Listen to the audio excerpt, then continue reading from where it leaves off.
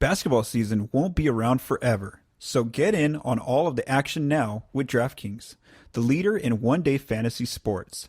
DraftKings is giving new players a free shot at millions of dollars in total prizes.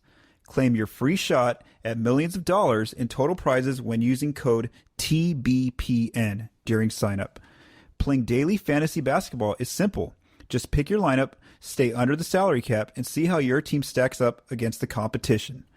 Feel the sweat like never before. Every dunk, steal, assist means so much more with DraftKings daily fantasy lineups. Baseball fans, you may have missed out on season-long fantasy, so now is the time to get in on all of the daily fantasy action where DraftKings has even more ways to make it rain. With DraftKings, payday comes every day for players, so what are you waiting for? Head to the app now. Now let's move on to our last topic, Stephen. And this is kind of a question I've been getting a lot online. Is that how does the play-in game work, the play-in tournament work, and then also what's going to happen to the Spurs' draft picks. So first, let's talk about the tournament because the Spurs have fallen out of the eighth seed for a few weeks now. They were in that ninth spot, but now they're actually down to 10th. That you and I are recording this. So the way it works is as seeds in each conference, the West and the East, they get seeded 7, 8, and 9 and 10 on each conference are going to be in different games. So there's going to be called the 7 versus 8 game. So let's just take today's scenario. Like let's say right now it's Dallas and 7 and Memphis and 8. So those two teams would play in a game at the end of the year, and the winner would become the 7th seed automatically. So whoever wins that game between the 7 and 8 becomes the winner. Then there's a game called the 9-10 game, and that's right now today. If that happened, that would be the Warriors versus the Spurs. The Warriors at 9th, the Spurs at 10th. And so whoever wins that game moves on to play the loser that lost the 7-8 game. So let's just take one scenario. So let's just say that it was Dallas versus Memphis for the 7-8 game. Let's say Dallas beats Memphis. Well, then that means the Mavs are locked into number 7 for the playoffs. Memphis, though, now has to play whoever wins in the 9-10 game between the Spurs and Grizzlies. So let's just say the Spurs win and they beat the Grizzlies. Okay, so if the Spurs win, then they have to still move on to try to face the Grizzlies. No, not the Grizzlies.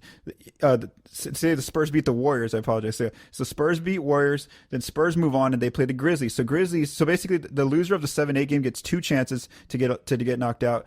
And the team in the 9-10 has to win 2 games. It's even harder for them. So then the Spurs face the Grizzlies now in this scenario. So if the Spurs were to beat the Grizzlies, well then the Spurs would get 8th. If the Grizzlies were to beat the Spurs, well, then the Grizzlies would get 8th. And that's kind of how it works. So again, it's kind of like the team. So right now where the Spurs are at 10th, they would have to win 2 games to get into the playoffs. And if they were to finish 7 or 8, well, then they would have to just win 1 game basically to get into the playoffs in that scenario. And then, of course, if they fall to 11th or through 15th, they're not going to get in the playoffs. So now one interesting question I've been getting as well is what's going to happen to their draft pick, in both scenarios, whether they get in or they get out. And so this one, honestly, I'll be honest with you. I did some research today before you and I recorded, and on the NBA side, in terms of like I have access to their media site, and there's not a lot of information. I'm telling you, I really dug in, and it's only about how the games are going to work. It doesn't really clarify exactly what's going to happen with the draft picks. So here's my biggest takeaway. The biggest takeaway would be that if the Spurs, as long as the Spurs don't get 8th, so in any scenario, as long as they don't get 8th in this tournament, then they're going to hold on to wherever they finish, whether it's 9th or 10th. And then you got to remember that there's also East teams that are 9th or 10th.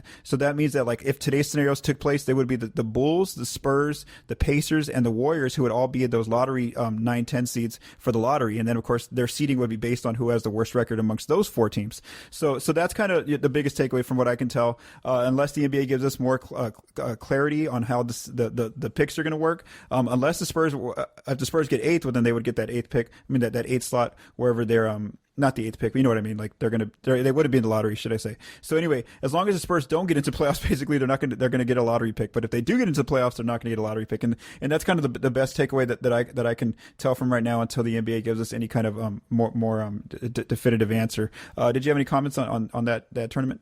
Well, I'm glad I'm not the only one that's confused by it. I'm glad it's you too. This is the thing.